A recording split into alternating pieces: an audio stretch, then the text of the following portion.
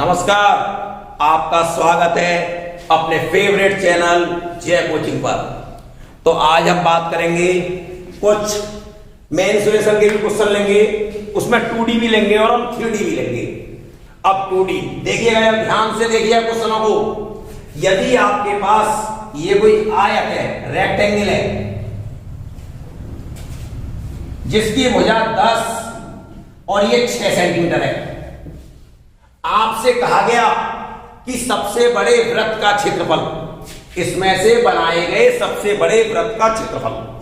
देखिएगा, कभी भी दो अक्षीय आकृति है, जो छोटी भुजा होगी वो इसके किसका काम करेगी? व्यास का। तो ये देखिए, इससे बड़ा वृत्त आप नहीं बना सकते।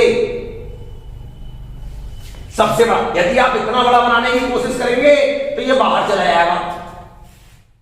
इस मतलब कौन सी भुजा काम करेगी? व्यास का, छोटी भुजा। इसका मतलब इसकी त्रिज्या यदि r है तो इसका व्यास हो गया 2r बराबर 6 और r बराबर 3। और जब r बराबर 3 आ गया तब इसका क्षेत्रफल आसानी से हम निकाल सकते हैं, पाई r स्क्वायर। सॉल्व कर लेंगे आप। अब फिर बात क्या होती है, जरा इसके बाद में बात सुने। इसी बात को फिर अगला बात कहते हैं कि यदि ये कोई स्क्वायर है, स्क्वायर वर्ग, और इस वर्ग की भुजा 8 है। मैंने कहा बड़े से बड़ा वृत्त बनाइए। बिल्कुल आप समझ गए, बड़े से बड़ा वृत्त जो छोटी भुजा होगी, लेकिन ये दोनों भुजा बराबर है, तो मतलब इसी भुजा के बराबर क्या होगा? व्यास होगा। समझ गया? अब इसकी त्रिज्या कितनी आ गई? इसकी त्रिज्या कितनी आएगी? ये किसका काम करेगा? व्यास का। तो त्रिज्या होगी इसकी आधी। तो कितनी आ जाएगी त्रिज्या? r बराबर 4। क्षेत्रफल आप निकाल सकते हैं। फिर क्या करा उसने कलाकारी? इस वृत्त के अंदर दोबारा वर्ग बनाया।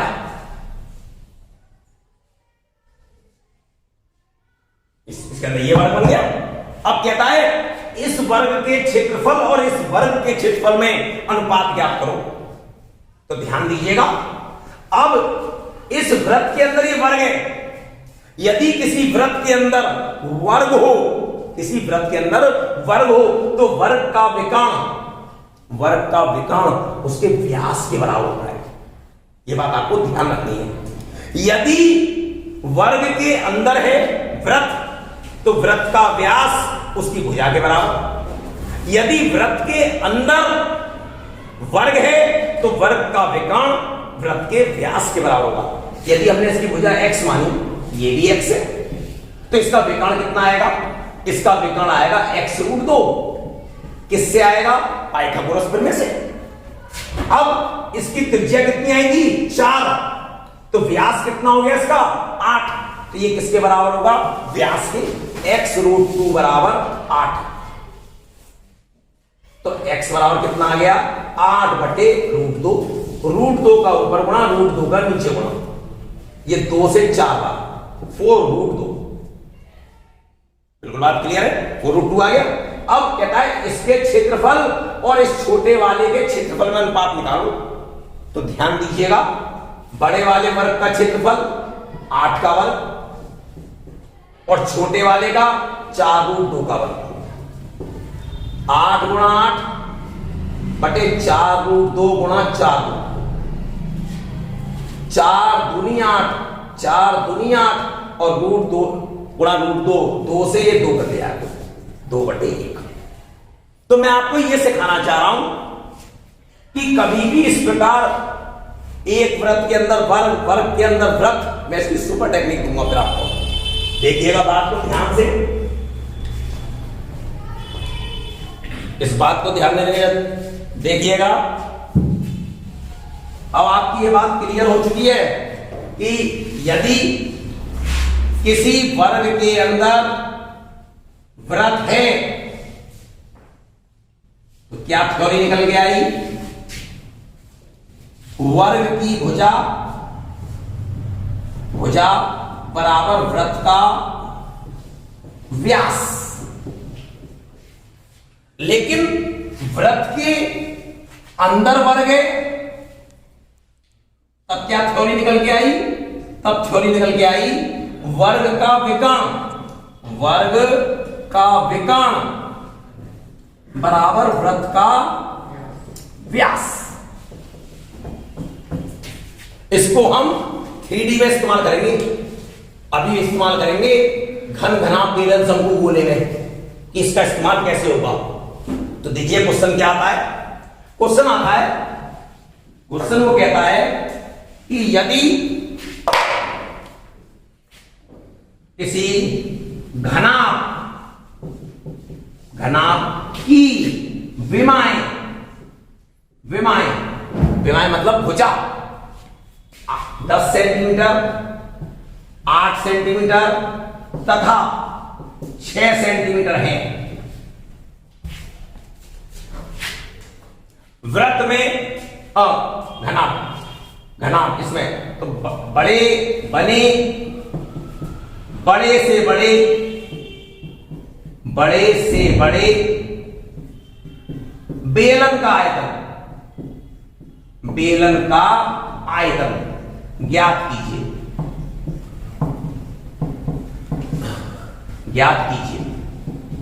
बहुत ध्यान से देखिएगा। घनाभ का आधार क्या है? 10 लंबाई 8 चौड़ाई और ऊंचाई कितनी है? 6। बनाना है बेलन होता कैसे है? ये होता है मतलब बड़े से बड़े बेलन का आयतन। अब बड़े से बड़ा कब बनेगा? जबकि ये भी बड़े से बड़ा हो और ऊंचाई भी ज्यादा से ज्यादा हो। अब नीचे जो आधार है वो कितना है? 10 और ये 8।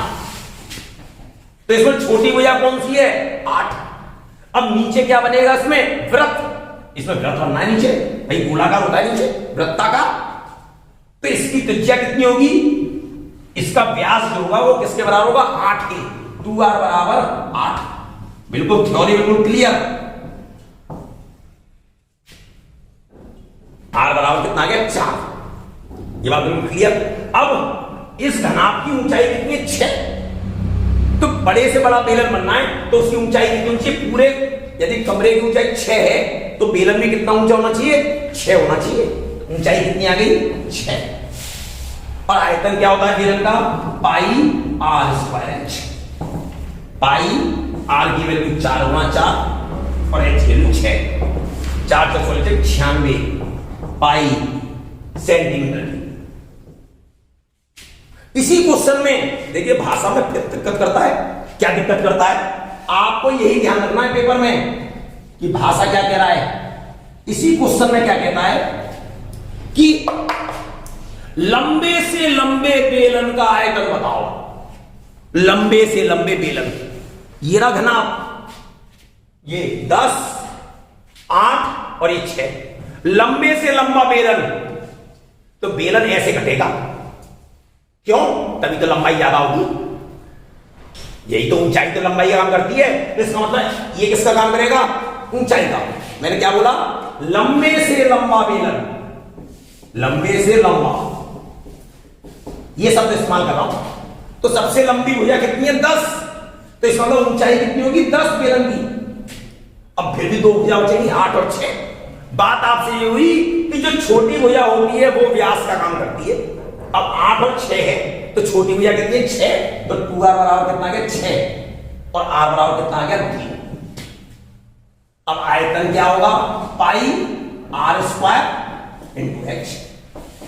अब कितना गया? 3 तियां 9, 9 ढाई 90 पाई सेंटीमीटर क्यूब।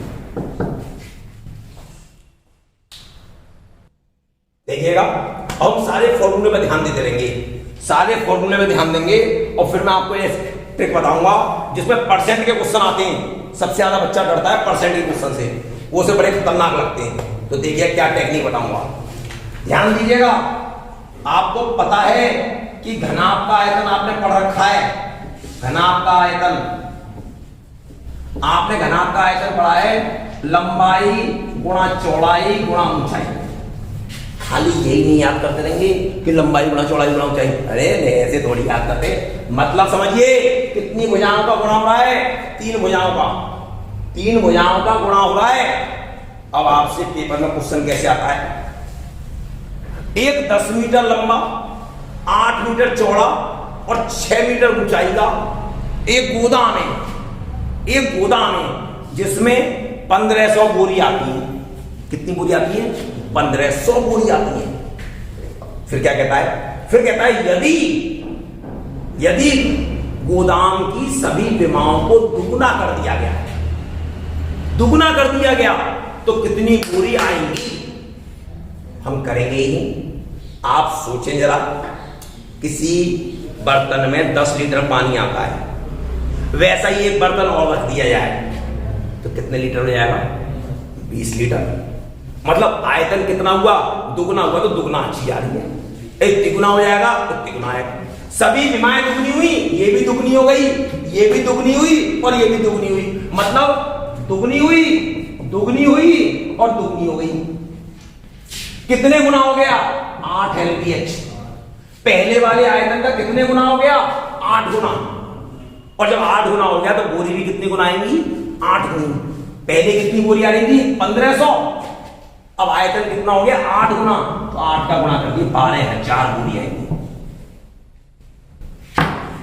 कोई बात नहीं समझ में आया? और अच्छी बात है, मैं दूसरा तरीके समझाता हूं। फिर यदि एक भुजा को दुगना कर दूं, मेरा तो जितनी बार गुणा होगा उतने गुना होगा। आप देखिएगा, यदि खाली लंबाई दुगनी कर दूं, चौड़ाई जो की त्यों, ऊंचाई जो की त्यों। यदि लंबाई दुगनी कर दी तो 2L, चौड़ाई जो की त्यों, ऊंचाई जो की त्यों। 2LBH। पहले वाले का कितना है? दुगना। अब पूछे कितनी बोरी आएंगी? तो पहले 1500 आ रही थी, तो अब दुगनी आएंगी 3000। यदि कह दे कि लंबाई भी दुगनी कर दी, चौड़ाई भी दुगनी कर दी और ऊंचाई जो भी त्यों, अब कितने गुना हो गया? 4LBH।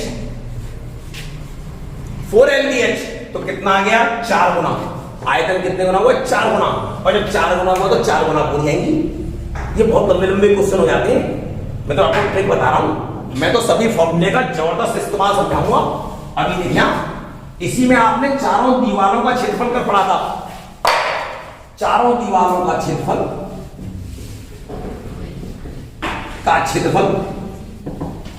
आपने ये पढ़ा था 2L + B × H।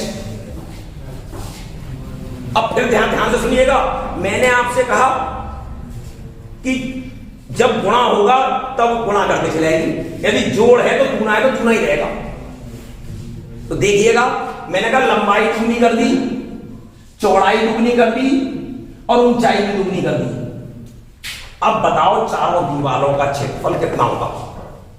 तो देखिएगा, फॉर्मूला तो ये रहा, 2L की वैल्यू कितनी होगी? 2L, 2B और 2H। इसमें कितना कॉमन आएगा? 2 और 2 ये रहा, 2 दूनी 4। ये तो जो बातें हो,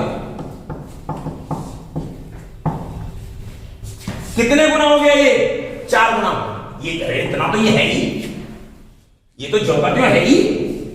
तो कितने गुना हुआ? 4 गुना। इसी प्रकार संपूर्ण पृष्ठ आपने पढ़ रखा है, 2LB + BH + HL। आप इसको मजाक में ना ले।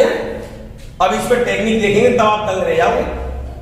अब लंबाई कितनी कर दी? 2L और 2B तो कितना हो गया? 4LB, 4BH, 4HL। क्या कॉमन है? 4।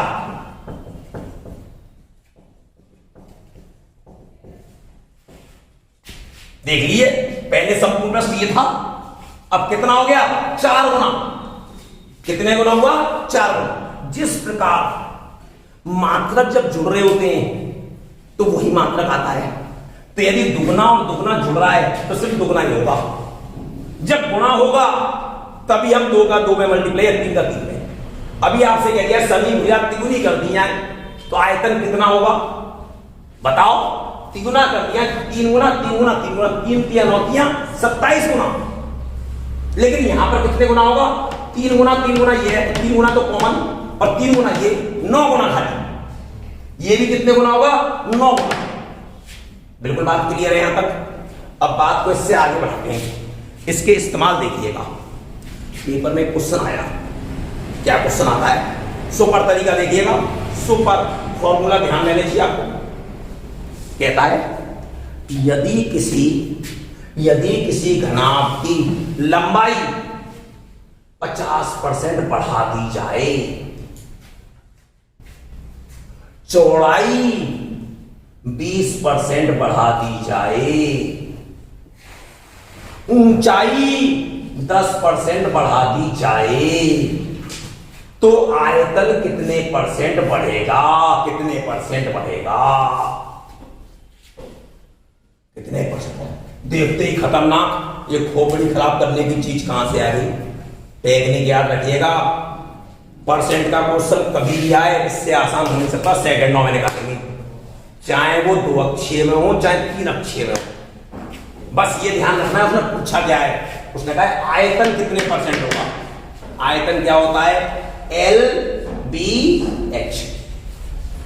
जिस पर निर्भर कर रहा हो सबको एक एक मान लो। टेक्निक बता रहा हूं, सुपर 1 1 1। आयतन होता है तीनों का गुणा, तीनों का गुणा कर दिया आराम से, कितना आ गया? 1 आ गया कि नहीं आ गया? अब लंबाई कितने परसेंट बढ़ रही है? 50%। परसेंट का निशान हटाओ, 50 में 100 का भाग करोगे 0.5 आ जाएगा, यदि आप जानते हो तो। बढ़ रहा है तो 1 में जोड़ दीजिए 0.5, 1.5। चौड़ाई कितनी बढ़ रही है? 20%। 20% का मतलब 100 का भाग करिए 0.2, बढ़ रही है तो जोड़ेंगे। ऊंचाई भी बढ़ रही है, कितने परसेंट? 10%। 10 में 100 का भाग करेंगे 0.1, इसको भी जोड़ेंगे। आपने कहा यदि घट रही होती तो क्या करते? तो 1 में से हम घटाते। बढ़ रही होगी तो बढ़ाएंगे, घट रही होगी तो घटाएंगे। अब देखिए गुणा करेंगे, इसका इसमें गुणा करेंगे, 12 पंजे 60 का 0, 86 बाई 18, 1.8 आ गया इंटू 1.1, 11 जी। मैंने तो ऐसा ले लिया है, वहां पर ऐसे कठिन नहीं देते, इतना गुणा नहीं कराते। 11 0 0 11 88 का 8, 8 हासिल 11 कम 11 और 8 19 और 2 के बाद दशमलव। अब देखिए पहले आयतन ये था, अब आयतन ये है। बढ़ रहा है कि घट रहा है? बढ़ रहा है। कितना बढ़ा? 19.8 में से 1 घटा दो, कितना बचा? 18.8। किस में बदलना है? परसेंट में। किस में बदलना है? परसेंट में। 100 का गुणा करो, 0 से ये पॉइंट हट गया, 1 10, 1880%। अभी शायद थोड़ा अपनी खोपड़ी से ऊपर से निकलाओ, फिर बात करते हैं। एक छोटा सा उदाहरण देते हैं हम आपको, तब इस उदाहरण की फिर दोबारा बात करते हैं। ये आयत है, इसकी लंबाई 20% बढ़ा दी, बिल्कुल आराम से लिखिएगा। चौड़ाई भी 10% बढ़ा दी। आप यहाँ तो बढ़ाने के पीछे पड़े, घटाने के पीछे नहीं पड़े। अभी घटाएंगे भी, बढ़ाएंगे भी, मिलाएंगे। 20% और 10%। कहता है क्षेत्रफल कितने परसेंट बढ़ेगा। अब आपको ये पता होना चाहिए इस आयत का क्षेत्रफल होता क्या है? लंबाई गुणा चौड़ाई, लंबाई गुणा चौड़ाई, दोनों को एक एक मानिए, 1 आ गया। अब 20% बढ़ रही है, तुरंत 100 का भाग करा, 2 क्या 0.2, बढ़ रही है 1.2। लंबाई 10% बढ़ रही है 0.1, 12 11 132। क्षेत्रफल बढ़ रहा है कि घट रहा है? बढ़ रहा है। तो कितना बढ़ा? इसमें से इसको घटाओ 0.32। ये 1 पे बढ़ रहा है और परसेंट हमेशा 100 पे निकालते हैं, 100 का गुणा कर लो, 32%। सिंपल सिंपल सी बात है। अब यही 3 अक्षी में आ गई, तो ऐसे कर रहे थे। वो कहता है, एक क्वेश्चन कहता है कि यदि किसी बेलन की त्रिज्या 20% बढ़ा दी जाए और ऊंचाई 10% कम कर दी जाए, तो उसके आयतन में कितना परिवर्तन होगा? बढ़ेगा या घटेगा? और कितना बढ़ेगा कितना घटेगा? मैंने क्या बोला क्वेश्चन? कि त्रिज्या में 20% की वृद्धि होती है, प्लस लगा दिया वृद्धि, और ऊंचाई में 10% की कमी होती है। तो कहता है कि आयतन में कितने प्रतिशत की वृद्धि या कमी होगी। आपको तुरंत जैसे बेलन की बात आई, बेलन का आयतन क्या होगा? पाई r² h।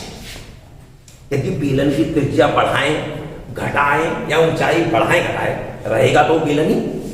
जब वो बेलनी है तो बेलन का आयतन कितना होता है, पाई आर स्क्वायर एच। जो कांस्टेंट है उसे भूल जाइए। हमने तो सीधे कहा था त्रिज्या को भी एक मानिए और ऊंचाई को भी एक मानिए, हमेशा एक एक मानिए आप। अब त्रिज्या के वर्ग एक गुणा एक का वर्ग ऐसे लिख देता हूं, इंटू ऊंचाई एक का वर्ग एक में एक का गुणा एक।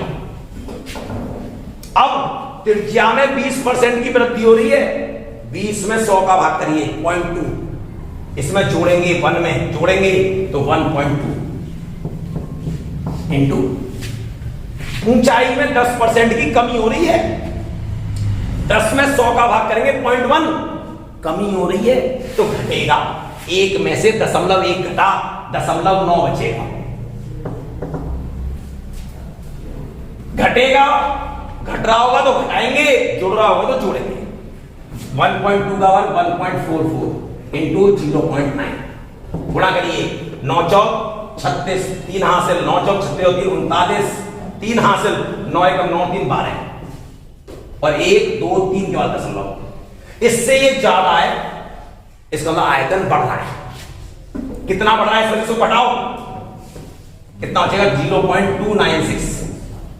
आ गया, ये 1 पर है और कितने पे निकालना है, 100 पर 29.6% डायरेक्ट। इस प्रकार से ये बेलन के आयतन में वृद्धि है। देखिए क्वेश्चन आता है, अक्सर पूछा जाता है पेपर में, यदि किसी गोले की त्रिज्या 10% बढ़ा दी जाए तो उस गोले का आयतन कितने परसेंट बढ़ जाएगा। साफ साफ त्रिज्या बढ़ रही है, आयतन बढ़ेगा, कितने परसेंट बढ़ जाएगा। त्रिज्या कितने परसेंट बढ़ रही है, 10%। जरा बात सुनिएगा, गोले का आयतन होता क्या है, 4/3 पाई आर क्यूब। ये छोड़ देंगे, कांस्टेंट है तो गोला है, त्रिज्या बढ़े तब भी गोला ही है, इसे भूल गए। ये आर क्यूब जिस पे निर्भर कर रहा है, जो बढ़ रहा है बस उसी को रहने दो, आर क्यूब जो बढ़ रहा है खाली उसी को। इसको मैंने मान लिया 1। अब क्या लिखेंगे, 1 का क्यूब 3 बार गुणा हो रहा है, 1 का क्यूब 1 होता है। अब कितने परसेंट बढ़ रहा है, 10%। 10% परसेंट का निशान हटाओ, 100 का भाग 0.1 बढ़ रहा है, तो इस 1 में 0.1 जोड़ो, कितना हो गया 1.1। और इसकी खोपड़ी पर 3 है तो 3 ही लिखो। और 11 का जो क्यूब होता है वो 13 से 31 होता है। 11 का क्यूब 11 गुणा 11 121 और 121 में 11 गुणा, तो ये क्या है। अब ये कितने के बाद, ये कितनी बार गुणा हुआ, 3 बार, तो 3 बार का दशमलव लगेगा 3 अंकों के बाद, 1 2 3 बढ़ रहा है। कितना बढ़ रहा है, इसमें से इसको घटाओ, घटा दिए, आ गया। अब ये 1 पर है और परसेंट होता है हमेशा 100 पर, तो इसमें 100 का गुणा करो, कितना आ गया 33.1%। इस प्रकार से हमें करने और अभी विचार करते, फिर सोचते, वो क्या कहता है, यदि किसी घन की भुजा में 10% की वृद्धि कर दी जाए तो उसके संपूर्ण पृष्ठ में कितने परसेंट की वृद्धि होगी। बस सिंपल सा काम था हमारा कि घन का पृष्ठ होता क्या है, घन का पृष्ठ है 6x², 6 गुणा भुजा का स्क्वायर। और जब भुजा में वृद्धि हो रही है तो घन का घन ही रहेगा। अब ये कांस्टेंट को छोड़ दो, x को कितना मानो 1 का स्क्वायर 1 आ गया। 10% की वृद्धि हुई, 10% का मतलब ये बात हुई आपसे, 10 में 100 का भाग करो 0.1, वृद्धि हो रही है तो ये 1.1 हो गया, 121 और 2 के बाद दशमलव रहेगा। इसमें से 100 घटाओ क्योंकि वृद्धि हो रही है। कितने की वृद्धि हुई, अब 100% देने के लिए 100 का गुणा करो, 21% की वृद्धि होगी। किसी भी प्रकार का परसेंट का क्वेश्चन इसी प्रकार से कर देते हैं। कि ऐसा भी आ जाए, बस उसका फॉर्मूला आपको क्लियर होना चाहिए कि उसका फॉर्मूला आप जानते हो। अब एक क्वेश्चन और लेते हैं। क्या लेते हैं? यदि किसी बेलन की त्रिज्या में 10% की कमी कर दी गई और ऊंचाई में 10% की वृद्धि कर दी गई, तो बताइए कि उसके आयतन में कितने परसेंट की वृद्धि या कमी होगी। शंकु की बात करिए, मैंने शंकु बोला है, शब्द साफ साफ सुन लें। और शंकु का आयतन होता है 1/3 पाई आर स्क्वायर। कांस्टेंट को छोड़ दीजिए, आर स्क्वायर, इसको भी 1 मान लिया, इसको भी 1, तो 1 का स्क्वायर इंटू 1 बराबर 1। त्रिज्या में 10% की कमी, 10 में 100 का भाग करिए, परसेंट का निशान हटाइए, तो कितना आ जाएगा? 0.1। कमी हो रही है तो इसमें से 1 में से घटाइए, 1 में से 0.1 गया, 0.9। ऊंचाई में 10% की वृद्धि हो रही है 0.1 की, तो इसमें 0.1 जोड़ दीजिए, 1.1। 9 का वर्ग 81 इंटू 1.1, 11 कम 11, 1 हाथ से 88, 89, और कितने के बाद दशमलव? 1 2 3 के बाद 1 2 3 का ध्यान रहेगा। अब देखिए ये पहले था आयतन, अब ये 1 है और ये 1 से भी कम है, इसका मतलब क्या हो रही है? कमी। कितने की कमी हुई? इसमें से इसको हटाओ, 10 में से 1 गए 9, 9 में से 9 गए 0, और 9 में से 8 गए 1। ये 1 पर हो रही है, 100 पर निकालनी है, 100 का गुणा करिए, 10.9%। ये बात। अब इसी बात में एक बात आगे बढ़ाते हैं। कहते हैं मैं आप 2 से बुलाता हूं। कहते हैं यदि किसी आयत की लंबाई 10% बढ़ा दी जाए और चौड़ाई 10% कम कर दी जाए, तो उसके क्षेत्रफल में कितने परसेंट की वृद्धि या कमी होगी? अब जिसने पढ़ नहीं रखा हो तो ये सोचेगा 1 में 10% लंबाई गुना चौड़ाई होता है, क्षेत्रफल तो 1 में 10 की वृद्धि हो रही है, 1 में 10 की कमी हो रही है, कोई परिवर्तन नहीं होगा। वो तो आंसर ऑप्शन में देखते ही इस पे लगाएगा, हमें ऐसे लगाने नहीं। आयतन क्षेत्रफल होता है लंबाई गुना चौड़ाई, क्षेत्रफल की बात चली, द्विअक्षीय है, इसको भी 1 माना, इसको भी 1 माना, क्षेत्रफल 1 गुणा 1 बराबर 1। लंबाई में 10% की वृद्धि, अब आप समझ चुके हैं, 10% परसेंट हटाएंगे 0.1, वृद्धि हो रही है जोड़ दो, इसमें कमी हो रही है 0.1 घटा दो, गुणा कर दो,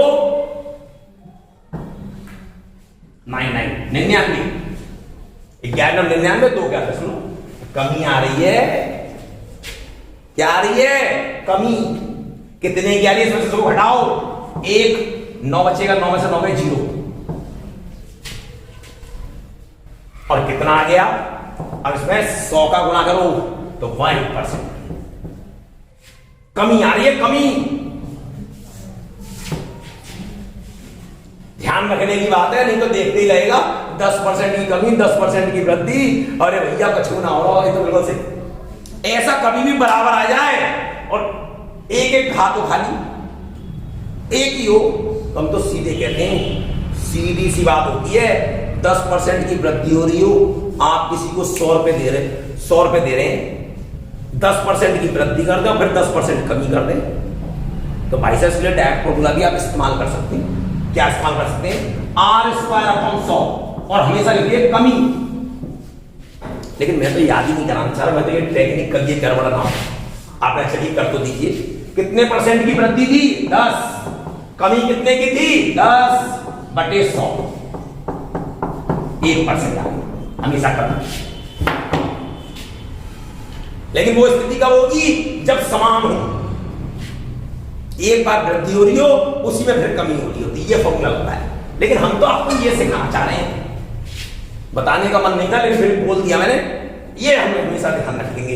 इस प्रकार के परसेंट का कैसा भी क्वेश्चन हो उसे सॉल्व करें।